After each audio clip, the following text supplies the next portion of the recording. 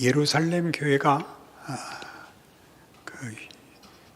기근을 만나서 어렵게 되었다는 소식을 듣고 마케도니아는 그리스라는 나라의 옛날 북부 지역이 마케도니아고 아래 남부 쪽은 아가야입니다.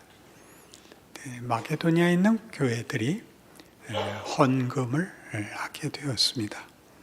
사도 바울이 기쁜 마음으로 이 마케도니아 교회들이 그들의 형편의 어려움에도 불구하고 자원하여 그리고 힘에 지나도록 헌금을 하였다. 이 얼마나 굉장한 일인가. 그래서 나도 디도로 너희 고린도 교회에 가서 여러 가지 은혜를 증언하고 나누게 한 것처럼 이 일에도 너희가 동참하기를 바란다. 이런 내용이 오늘 이 고린도후서 8장 1절에서 9절까지의 내용입니다. 종종 헌금에 관한 요구와 연결되는 본문이 되는데 본문의 의도는 그것보다 훨씬 깊습니다.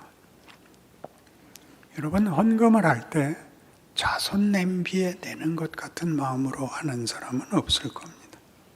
그건 구제금이 아니고 자손 냄비는 구제금입니다. 헌금은 하나님 앞에 바치는 어떤 진심입니다. 그것은 내는 사람보다 받아주시는 것이 영광이라고 고백하는 행위입니다. 이것이 강요가 아닙니다. 그렇게 안 하면 죄다 이런 말이 아닙니다. 이것은 여러분이 가장 호의를 가진 상대가 여러분이 무슨 그에게 호의를 베풀어서 자신의 호의를 증명받으려고 하지 않고 상대방이 나의 호의를 받아주는 것을 간절히 사모하는 것처럼 헌금은 우리에게 허락되고 있는 것입니다. 헌금은 원래 예배의 한 행위이고 신앙 고백이며 예식입니다. 우리가 예배 순서 중에 헌금하는 일을 하지 않는 이유는 교회가 너무 그 일을 이렇게 값싸게 왜곡시키는 바람에 그걸 우리는 안 했을 뿐입니다. 원래대로 하자면 중요한 예배 순서고 우리의 자기 헌신으로서 자랑스럽고 감사하게 해야 했던 일을 우리 시대적인 이유 때문에 우리가 멈출 수밖에 없었던 것입니다. 그러니 오늘 이 설교를 들으신 분들은 저기 우리 예배당에 들어오는 본당 입구에 예배 순서에 있지 않고 각자 알아서 내는 것을 우리는 헌금을 강요하지 않아. 누가 안 쳐다봐도 해. 이런 식으로 판단하지 마시고 훨씬 중요하고 그리고 고급한 신앙 행위와 하나님의 받아주심에 대한 감사로서 그리고 우리 시대의 왜곡과 오해 때문에 감추할 수밖에 없는 것을 시대적인 책임으로서 행하고 있다는 걸 아는 깊은 여러분의 정성과 책임이 있어야 하는 것입니다. 그래서 이 문제는 헌금은 종종 다른 신앙 행위와 마찬가지로 많이 내거나 열심히 내는 것들이 어떤 자랑이 되곤 해서 그 부작용 때문에 여러분 잘 아시는 대로 무기명 헌금이라는 것이 등장했습니다. 이름을 안 쓰고 잘난 척 하지 않는다 그거죠. 그러시지 말고 이름을 쓰십시오. 누가 이번에 감사 헌금을 냈어.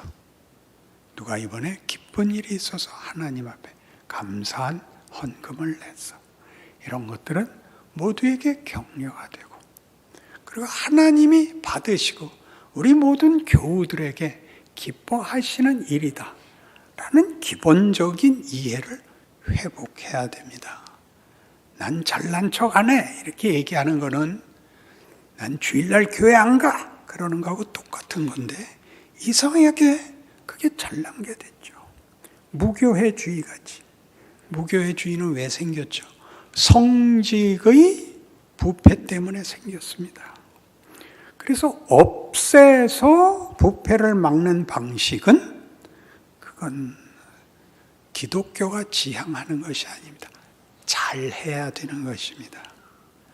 잘못한 것 때문에 그 직분을, 그 일을, 그 역할을 없애면 여러분 말대로 한번 잘못하면 팔 자르고 한번 잘못하면 눈 빼고 남는 것이 없습니다. 성경이 그렇게 얘기한 것이 뼈에 사무쳐 여러분을 바르게 고쳐 여러분의 손과 여러분의 눈이 옳은 일을 하게 만들어야 되는 것이지, 무엇을 안 함으로써 답을 내는 것은 부활의 정신과도 어긋나고, 창조라는 게 뭡니까? 생명을 주시고 존재를 주시니가 사망과 거역을 이기셔야 창조주의지, 창조를 제거함으로써 악과 부패가 없어지는 방식은 얼마나 창조를 거부하는 가증한 행위가 됩니까? 그러나 우리는 사망으로 해결책을 삼아서 난 안 해, 난 안 그래, 왜 그러는 거야? 이렇게밖에 말할 줄을 모르고 잘하는 거, 남성 성가대 위대하지 않아요?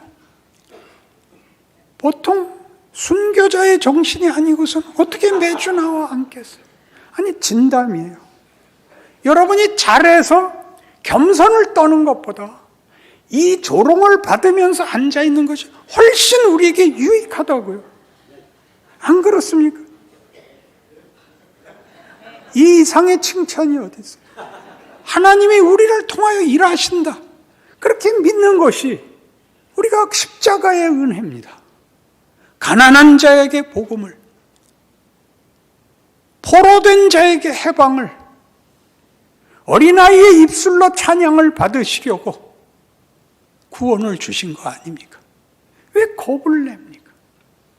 왜 안 하는 것이 답이 되었습니까? 얼마나 안타깝습니까?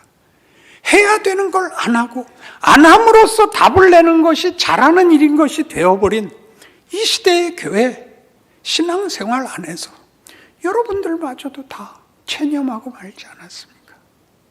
얼마나 분합니까? 웃고 뛰어야 하는 아이들이 무서워서 미끄럼틀 밑에 숨어서 벌벌 떨고 있으면 얼마나 분하겠습니까? 여러분, 안 분합니까? 우리의 인생에 잘못하는 일이 얼마나 많을지라도 어린아이들의 미술을 평가할 때는 동심을 보는 거 아닙니까? 사실 묘사를 보지 않습니다. 아직 때묻지 않은 마음을 보지 않습니까? 왜 그걸 두려워하십니까? 지금 본문이 그 얘기를 하는 겁니다. 이 헌금은요, 저들은 가난함에도 불구하고 힘에 지나도록 냈다, 너희도 더 내라, 이렇게 얘기하는 것이 아닙니다. 로마서 15장에 가시면, 로마서 15장 30절,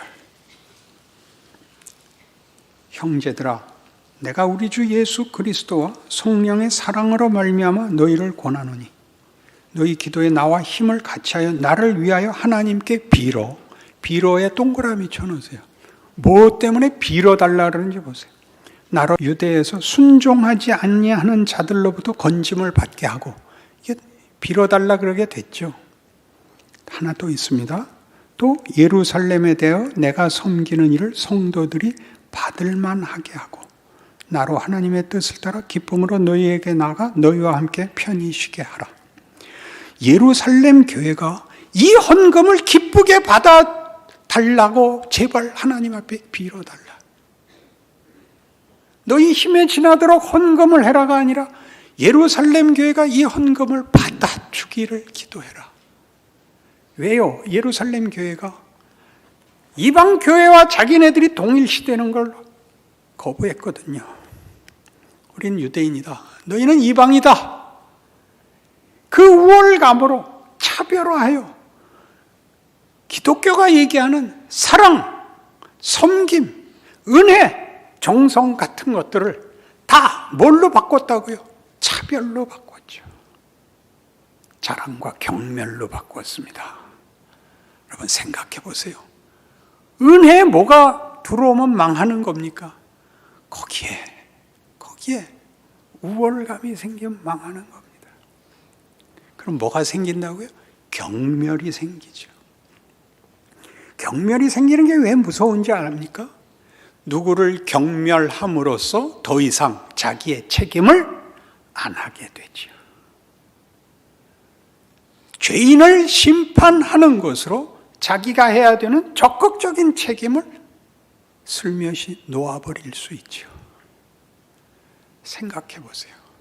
얼마나 많은 세상의 교묘한 시험 속에 우리가 빠져서 우리가 빛이고 소금이고 기적이고 소망이고 증인이라는 적극적인 일을 못하게 됐는가 보십시오. 여러분들이 기다리는 건 뭐죠? 이렇게 사고 없이 지나서 천국 가는 거 외에 뭐가 남았습니까? 여러분, 화를 내는 게 아닙니다. 분해서 그렇습니다. 여러분에게 주어진 구원받은 성도들의 생애를 왜 이렇게밖에 못 삽니까? 분하지 않습니까? 분하지 않습니까? 이렇게 치사하게 사는 게 기독교란 말입니까? 이게 기껏 이런 날 교회까지 오는 열심을 꺾어버리고 체념하게 만들어도 여러분 가만히 있겠습니까? 그럴 수는 없습니다. 여러분, 기독교는 그런 것이 아닙니다.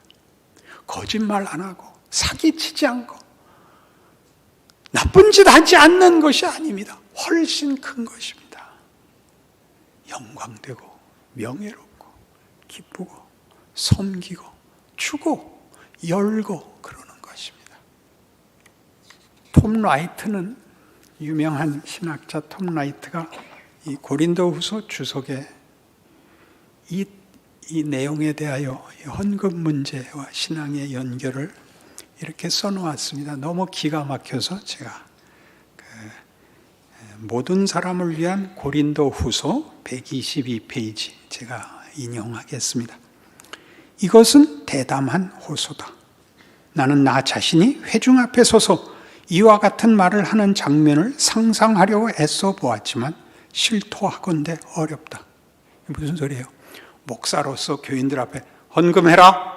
그게 얼마나 굉장한 일인 줄 아냐? 이렇게 말 못하겠다. 왜요? 우리 그 겁을 먹고 있거든요. 결국 돈 내라는 소리 아니냐? 이렇게 넘어간 비난 받기 싫어서 이 사람도 이 말 못하겠대요.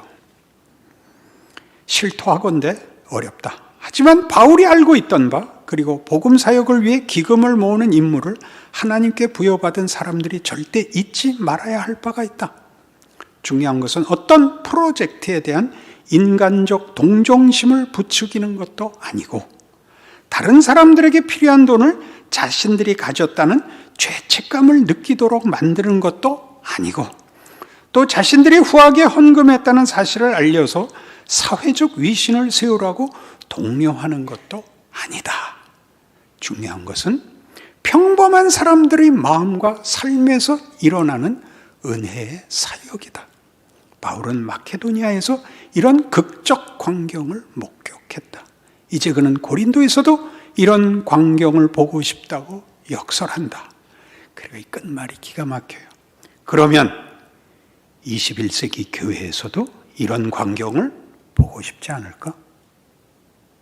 보고 싶습니다. 헌금하는 거 말고 은혜에 참여하는 거요. 평범한 사람들이 위대해서 하는 것이 아니라 자신이 예수 믿는 자가 되었기 때문에 자기의 가장 귀한 진심을 다른 사람을 위하여, 필요한 사람을 위하여 내어놓을 수 있는 것을 보고 싶답니다. 우린 교회에서 이 중요한 책임들을 잃어버렸지요. 비겁해진 것입니다. 이것은 욕을 먹어서 될 문제가 아니라 회복해야 하는 문제인 것입니다. 여러분, 성경이 어떻게 이런 문제들을 담담하게 모두가 할 수 있다고 권면해야 했는지 한번 찾아봅시다. 로마서 12장입니다. 로마서 12장 3절. 내게 주신 은혜로 말미암아 너희 각 사람에게 권하노니 마땅히 생각할 그 이상의 생각을 품지 말고 오직 하나님께서 각 사람에게 나누어 주신 믿음의 분량대로 지혜롭게 생각하라. 나라를 바꾸고 한국 교회를 바꿀 생각 같은 거 하시면 할 수 있는 걸 못합니다. 할 수 있는 걸 하십시오. 아직도 못하고 있는 거 제발 웃으십시오. 뭘 겁을 내는 겁니까?